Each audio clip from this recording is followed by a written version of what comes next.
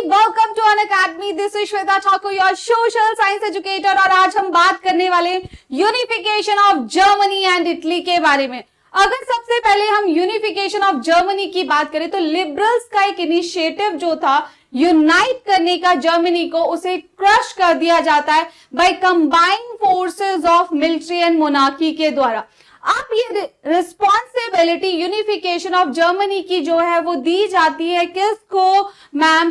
Persia को। अब Persia को जो ये रिस्पॉन्सिबिलिटी दी जाती है तो वो रिस्पॉन्सिबिलिटी मेनली देते हैं ऑटो वन बिस्मार्क को। अब ऑटो वन बिस्मार्क क्या करते हैं? 7 इयर्स में वो 3 वॉर्स लड़ते हैं, फ्रांस के साथ, ऑस्ट्रिया के साथ और डेनमार्क के साथ। और फाइनली अगर हम लोग बात करें मैम 1871 में पर्शियन किंग विलियम वन को जो है प्रोक्लेम किया जाता है एम्परर ऑफ यूनिफाइड जर्मनी। तो हम बात कर रहे थे किसके बारे में? यूनिफिकेशन ऑफ जर्मनी के बारे में। द इनिशिएटिव ऑफ किसका? लिबरल्स का जो था, क्या करने का मैम? यूनाइट करने का, जर्मनी को एक करने का। कब? इन 1848 was crushed by the combined forces of monarchy and military मिलकर जो है उनके इस सपने को चूर चूर कर देते हैं, लिबरल्स के सपने को। सो रिस्पॉन्सिबिलिटी किसको दी जाती है यूनिफाई करने की जर्मनी को? मैम पर्शिया को दी जाती है। और इसमें जो है ऑटो वन बिस्मार्क जो है वो चीफ मिनिस्टर थे उस टाइम वहां के, उन्हें हम the architect of German unification भी बोलते हैं। ही फॉट 3 वॉर्स लड़ते हैं। क्वेश्चन भी आता है आपको, कितने वॉर्स? 3 वॉर्स 7 इयर्स की ड्यूरेशन में, फ्रांस के साथ, ऑस्ट्रिया के साथ, डेनमार्क के साथ। और फाइनली 1871 में विलियम वन को प्रोक्लेम किया जाता है क्या ma'am? Emperor of unified Germany, right. अगर उसके बाद हम बात करें इटली के यूनिफिकेशन की, इटली जो है यूनिफिकेशन से पहले 7 स्टेट्स में डिवाइडेड था। उन 7 स्टेट्स की अगर हम बात करें, there was 3 reasons in Italian state में। एक था नॉर्थ, जहां पे कौन रहता था? ऑस्ट्रिया का हैब्सबर्ग एम्पायर का कब्जा था। सेंटर में रहते थे पोप एंड साउथ में बर्बन किंग ऑफ स्पेन रहते थे। तो अगर मैं बात करूं बिफोर यूनिफिकेशन मैम, इटली जो है वो हमारे 7 स्टेट्स में डिवाइडेड था जो 3 रीजन्स में थे। नॉर्थ में हो गया, ये सेंटर हो गया और साउथ हो गया। तो नॉर्थ में किसका कब्जा था? नॉर्थ में ऑस्ट्रिया के हैब्सबर्ग एम्पायर का, ऑस्ट्रिया के हैब्सबर्ग एम्पायर, राइट। सेंटर में कौन था? किसका कब्जा था मैम? पोप का। और साउथ में कौन था? Bourbon king of Spain. कहां के? स्पेन।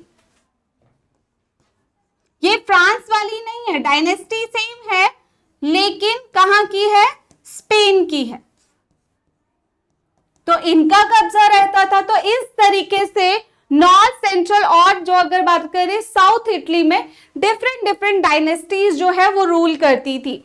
अगर हम लोग बात करें नेक्स्ट, सबसे पहले इनिशिएटिव जो है वो मेजनी लेते हैं और वो 2 सीक्रेट सोसाइटीज बनाते हैं जिसके बारे में हम लोगों ने पढ़ा भी है बहुत बार। तो मेजनी सबसे पहले इनिशिएटिव लेते हैं इटली को यूनिफाई करने का। इसके लिए वो 2 सीक्रेट सोसाइटीज भी बनाते हैं, young Italy and young Europe, right. लेकिन ना वो इम्पैक्ट जो है वो नहीं छोड़ पाते। मेजनी वो इम्पैक्ट जो है वो नहीं बना पाते हैं।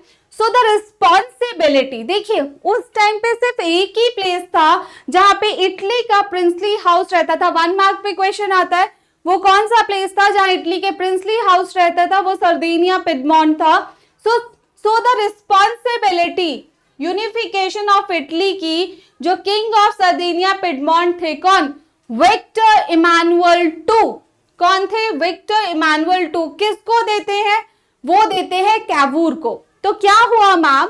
मेजनी ने एक इनिशिएटिव लिया, उन्होंने सीक्रेट सोसाइटी बनाई, यंग इटली और यंग यूरोप, लेकिन वो सक्सेसफुल नहीं हो पाए, उतना इंपैक्ट नहीं छोड़ पाए। तो जो सर्दिनिया पिडमोंट में जो जो किंग थे उस टाइम पे, कौन, विक्टर इमानुअल टू, वो रिस्पॉन्सिबिलिटी देते हैं, किसको देते हैं मैम, कैवूर को देते हैं। जब वो चीफ मिनिस्टर कैवूर को ये रिस्पॉन्सिबिलिटी देते, उनके डिप्लोमैटिक स्किल्स इतने अच्छे थे, वो फ्रांस के साथ मिलकर ऑस्ट्रिया का जो ये हैब्सबर्ग एम्पायर था इसे फ्री करवा लेते हैं, राइट। किसको, ऑस्ट्रिया के हैब्सबर्ग एम्पायर को फ्री करवा लेते हैं। उसके बाद Emmanuel two commands chief minister Cavour, and Cavour जो है अपने टैक्टफुली डिफीट करते हैं ऑस्ट्रिया को, राइट। और ऑस्ट्रिया कहां था, नॉर्थ में था मैम। उसके बाद अगर हम बात करें, with the help of local peasants की मदद से जो हमारा साउथ वाला हिस्सा था उसको फ्री करवाते हैं, कौन, गैरीबाल्डी, राइट। कौन करवाते हैं, गैरीबाल्डी। और इन 1861 विक्टर इमानुअल टू को प्रोक्लेम किया जाता है क्या, इटालियन किंग। तो हमने क्या देखा कि बिफोर यूनिफिकेशन इटली कितनी स्टेट में डिवाइडेड था, 7 स्टेट्स में डिवाइडेड था, लेकिन उसको यूनिफाई जो है वो कैवूर की जो रिस्पॉन्सिबिलिटी थी उन्होंने बखूबी निभाई। गैरीबाल्डी ने साउथ के हिस्से को एक किया और पोप तो अपने आप ही छोड़कर चले गए। तो इसी के साथ आपका unification of Italy and unification of Germany खत्म होता है। आई होप आपको ये वीडियो पसंद आया होगा। Don't forget to hit the like, share and subscribe button. See you all next time. Have a nice day.